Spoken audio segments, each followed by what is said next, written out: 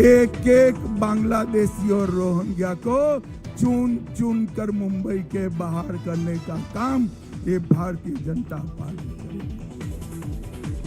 बोरिवलीतील सभेत गृहमंत्री अमित शहांचं मोठं विधान।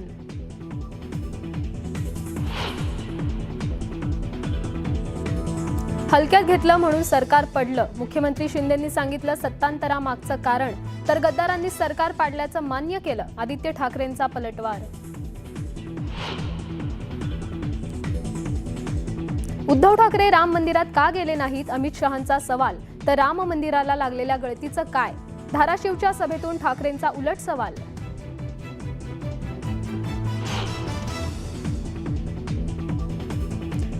औसा हेलिपॅडवर सलग दुसऱ्या दिवशी उद्धव ठाकरेंच्या बॅगची तपासणी।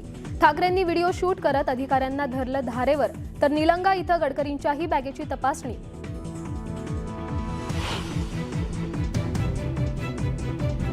पक्षाला, मला, सहकाऱ्यांना भुजबळांनी धोका दिला, त्यांना धडा शिकवा, घरी बसवा। येवल्यात सभेतून शरद पवारांचा भुजबळांवर हल्लाबोल।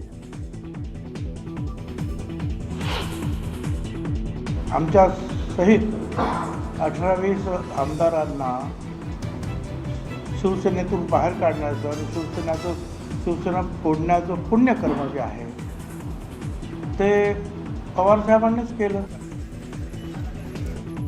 बाळासाहेबांची शिवसेना फोडण्याचं पुण्यकर्म शरद पवारांनीच केलं। बात निकलेगी तो दूर तक जाएगी म्हणत भुजबळांचा पवारांना गर्भित इशारा। साकीनाक्यात मुख्यमंत्र्यांचा ताफा अडवत घोषणाबाजी। सौ मनी थेट काँग्रेसच्या कार्यालयात जाऊन कार्यकर्त्यांना विचारला जाब, तर घोषणा देणाऱ्या कटकेंचा ठाकरेंच्या पक्षात प्रवेश।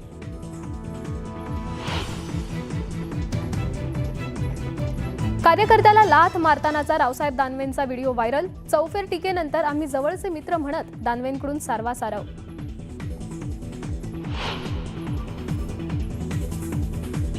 निजामाच्या रजाकारांनी खरगेंचं गाव जाळलं, मात्र मतांसाठी खरगे कुटुंबाचा त्याग विसरले। योगी आदित्य यांचा काँग्रेस अध्यक्ष खरगेंवर पलटवार।